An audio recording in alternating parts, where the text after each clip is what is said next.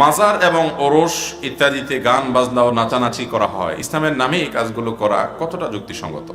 দেখুন, মাজারে মানুষ যায় ওরস করতে, কবরে যিনি শায়িত আছেন এই লোকটা যদি নেককার হয় তাহলে সেক্ষেত্রে তিনি সৌভাগ্যবান, আর যদি বদকার হয় তাহলে দুর্ভাগা।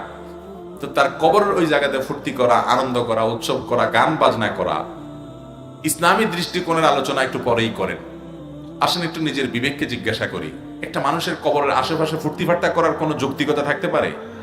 একটা মানুষ দুনিয়া থেকে চলে গেছে, যদি লোকটার আপনি ভক্ত হয়ে থাকেন, অনুরক্ত হয়ে থাকেন, আপনি চোখের পানি ফেলবেন, আপনি কাঁদবেন, আপনি তাকে মিস করবেন, তিনি ভালো হলে তার অনুসরণ করবেন, এটাই তো হওয়ার কথা। আর তার কবরে যাবেন, কবরে যাবেন কি জন্য?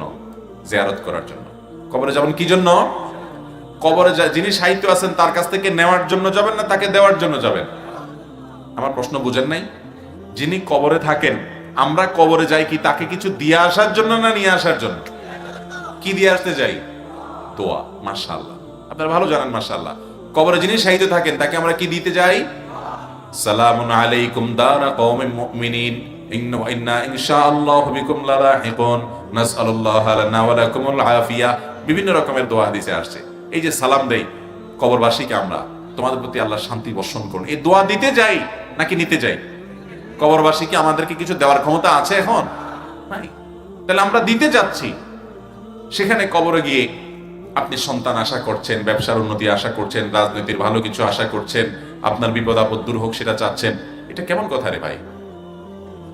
এইভাবে ঈমান এদেশ থেকে হরণ করা হয় মানুষের। আল্লাহ তাআলা আমাদেরকে হেদায়েত দান করুন। ভাইরা